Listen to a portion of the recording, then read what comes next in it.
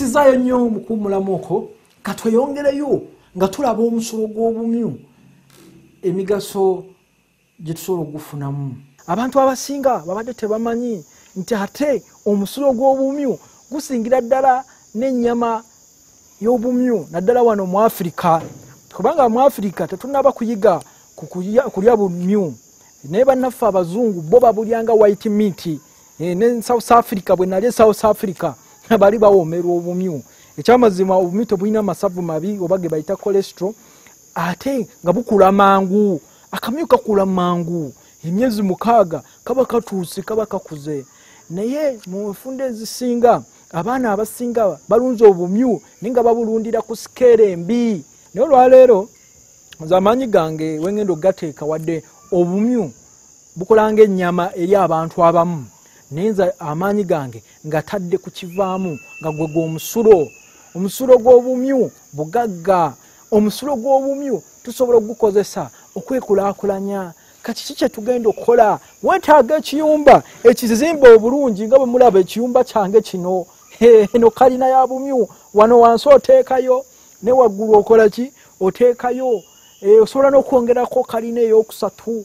Kugamba system eno obumyu ne butalwala bimmonde.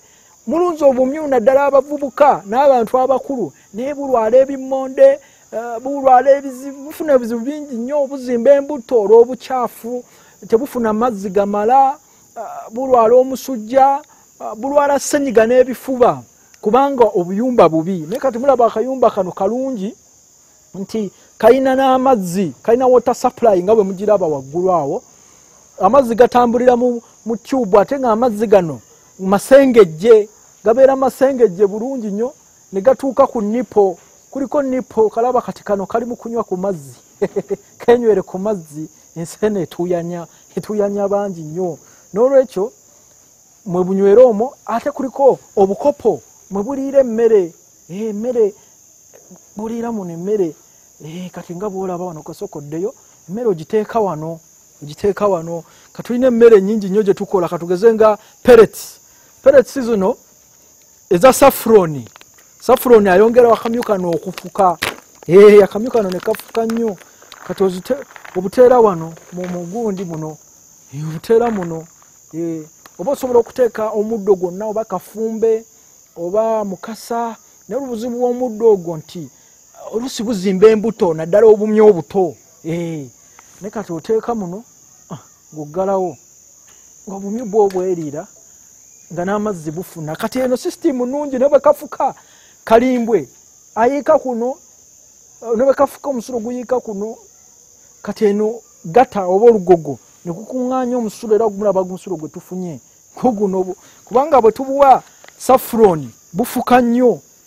Kamale okugjayo ku tusulo tuno tungi nnyo bannaaye.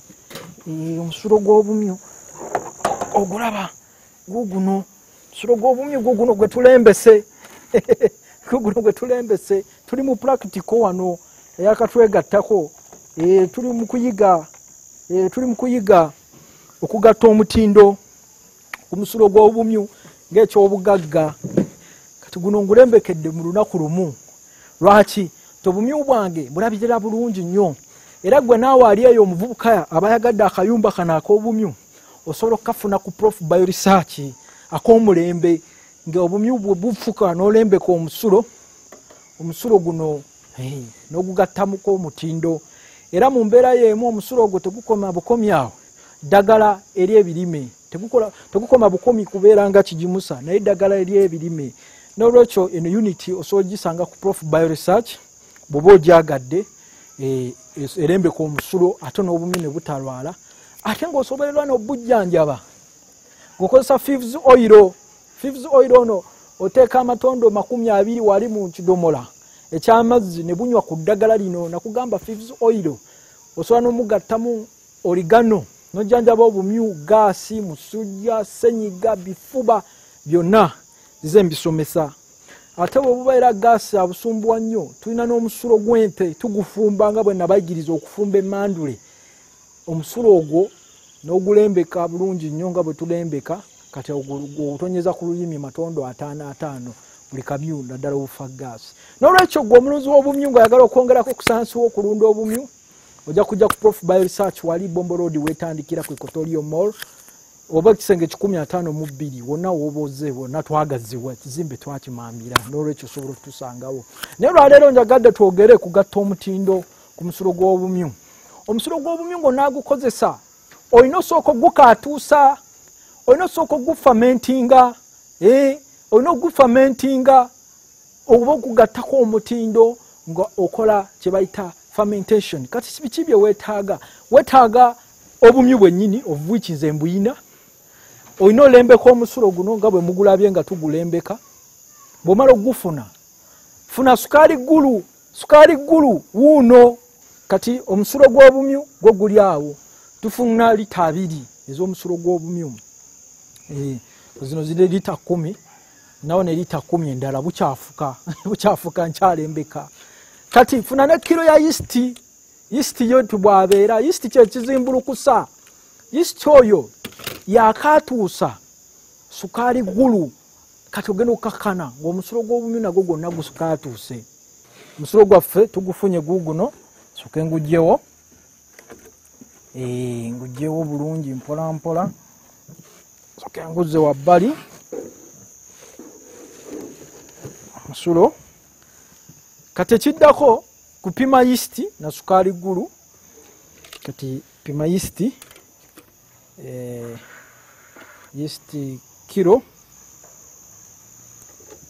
Yeast yaffe kilo yaffe eweze. Ne zino ziri lita 5 eza sukaali ggulu. Kati ekyo nga kiwedde bwe yakatwegattako tuli mu kuyiga kukaatuusa musulo gwa bumyu tukolemu ekigimusa. Abantu abasingadde bakola ensobi ng'ate baddira omusulo gwa bumyu nga bwe bagulembese ne bagufuuyira ku bimera.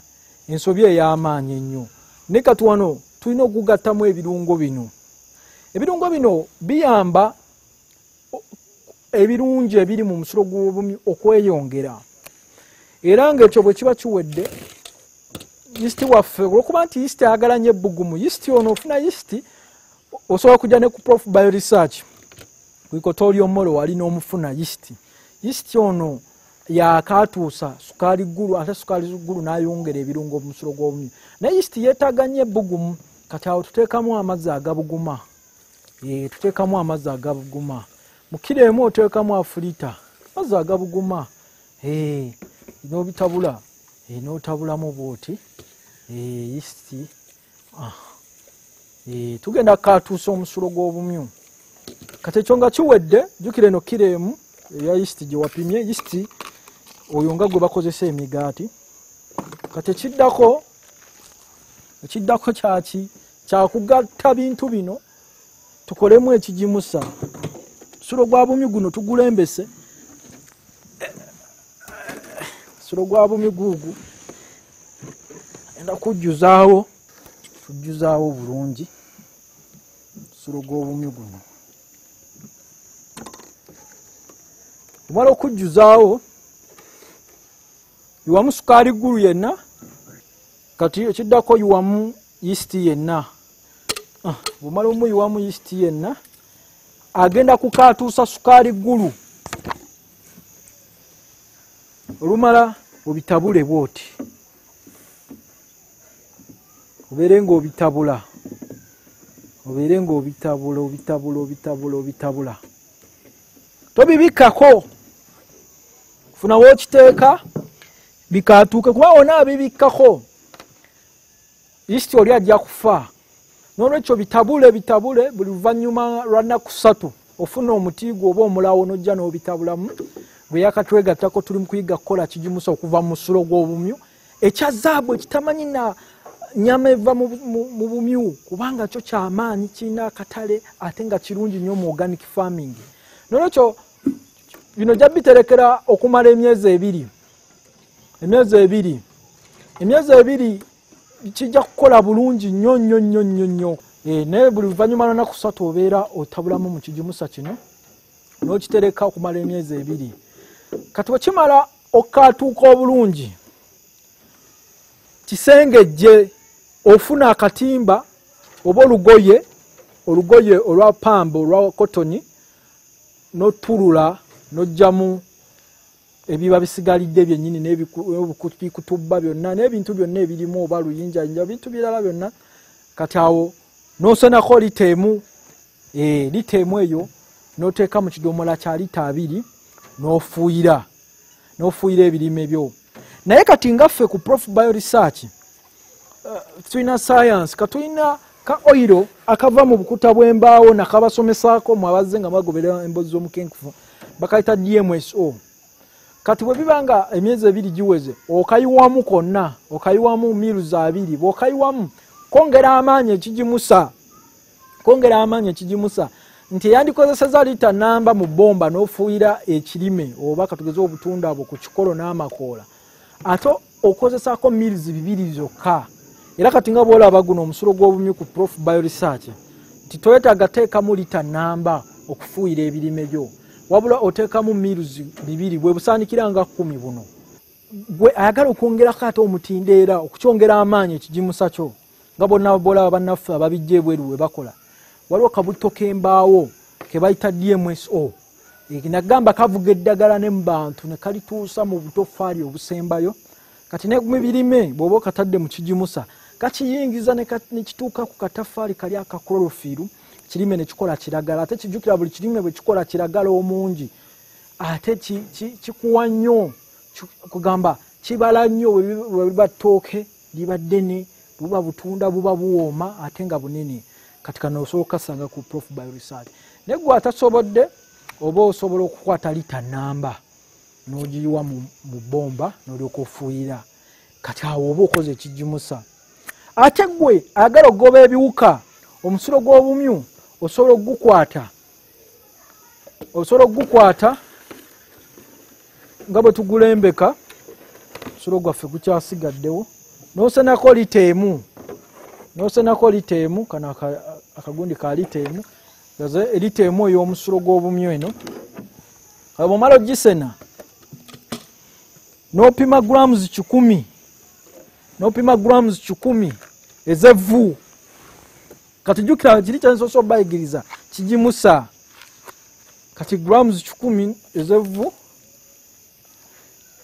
eno jjukira lita y'omusulo gwo togukaatuusa bw'oba okola pesticide oba eddagala ly'ebirime omala ozipima ziwe mu lita namba ey'omusulo gw'obumyu kyetusoose okukola kibadde kigimusa naye kati kirina eddagala lya birime naye ate kati ku kigimusa kyaffe kyetugoze kati katulabe engeri gye tusobola okukikozesaamu.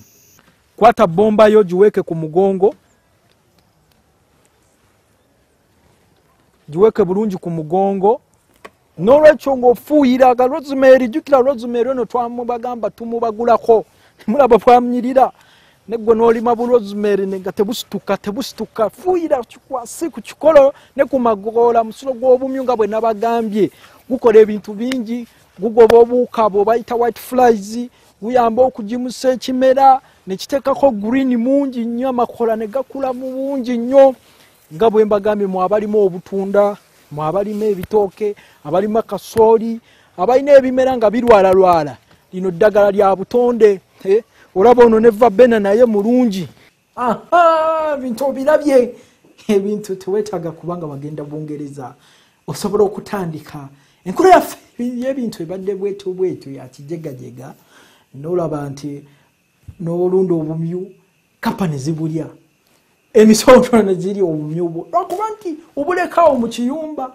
akamyu ate ne kasima empuku ne keekweka n'oweyakayagala okataasa ng'ate keekwese ate olina kateerayo omuddo ate okateereddeyo omuddo kazimbye olubuto kafiiriddeeyo kati ebyo byonna tubigobye ku Prof Bio Research wali ku Equatoria osobola okujja n'ofuna akayumba ak'omulembe nga bw'okalabye n'olundiramu obumyu bwo ne buwangaala emyaka egi eina ebisigadde byonna bisange ku Prof Bio Research ebikwata ku products z'obumyu. Bye bye.